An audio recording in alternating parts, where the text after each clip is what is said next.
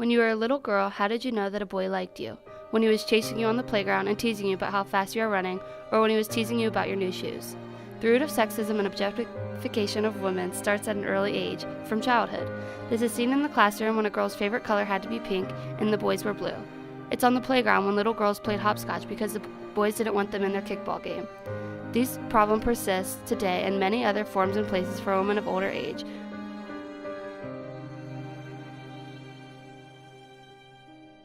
He was being there touching stuff and that was fine or whatever, and I think we kissed a couple times.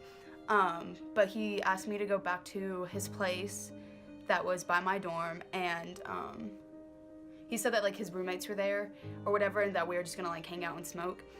And I was with my other friend too, and she was like, yeah, that's good. And so we walked home. Nobody was there except for just us, and we were just standing around talking at first. And then one of my friends called me. He was like, where are you? What are you doing? And I was like, oh, I'm at this guy's place, but I don't want to have sex with him or anything. And he was like, okay, well, we're on our way there. And then he pushed me into his room and locked the door, and then basically raped me. And I was screaming, but my friend in the other room, guess she didn't hear me or something, was just sitting there. And then my friend came and he busted down the door and got me out. I didn't report it just because I heard that they don't really do much if you do report it, and so I thought that was kind of a waste, and I just wanted it to go away or whatever.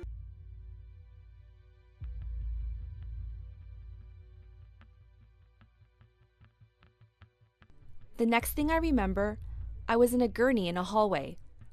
A deputy explained I had been assaulted. I stood there, examining my body beneath a stream of water, and decided, I don't want my body anymore. On that morning, all that I was told was that I had been found behind a dumpster, potentially penetrated by a stranger. I was not only told that I was assaulted, I was told that because I couldn't remember, I technically could not prove it was unwanted, and that distorted me. 20-year-old swimming star Brock Turner could have been looking at 14 years for sexually assaulting an intoxicated and unconscious woman behind a dumpster on Stanford's campus. Caught in the act by two Swedish students who tackled and held him there until police arrived. I am having trouble keeping my silence on what is going on with the Brock Turner case, the Stanford swimmer who was convicted and served time for sexual assault. I am outraged. What was your reaction when you heard what happened to this young woman and that he got 6 months? I was disgusted, plain and simple, appalled. And then this judge gives me this crap about prison sentence would be a severe impact on him. Oh, really? Oh, God forbid there's a severe impact on him. The judge in this case totally mishandled this situation, and something has to be done about it. My heart goes out to the victim. And the outrage has been unbelievable on this, and it's not going to end anytime soon.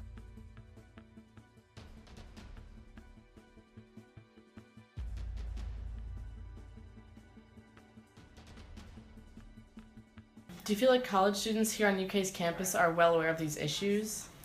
We just don't talk about it that much because we don't want to scare anyone. And even though it's not normal that all these things happen, they do happen. And so I think it's important to recognize them. We tend to just stay away from things that seem scary, but that's why they exist.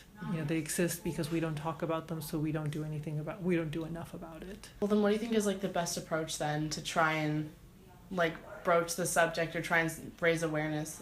Is it just to talk about it? I think to talk about it is number one, knowledge, and then on UK we have all these great programs, the VIP Center, Green Dot bystander training. So to get involved, also to have a strategy. So to talk about it is really important, and to know the statistics and facts, but also to have a strategy for to go through scenarios that might not be obvious, like what happens when you go to a party, what happens when this, what should I do, so that you can recognize different signs. So I think both knowledge, but also having practical strategies. The root of sexism and objectification of women starts at an early age, from childhood. These problems persist today in many other forms and places for women of older age. Why do you think women get paid less than men for the same jobs? Girls don't work as hard as the boys. What are they doing instead of working hard? Doing other stuff. Like what kind of other stuff? Texting and running on the track. Why do you think that women get paid less than men? Maybe women aren't acting as they should. Maybe they're acting weird, so people think that they shouldn't be treated as fairly as men would be. Do you think women are not as good at jobs as men? They're very good, and they work all the time like my mom. And how about men? They work too. Why do you think women make less money than men for the same jobs? I don't know, the world's just a messed up place.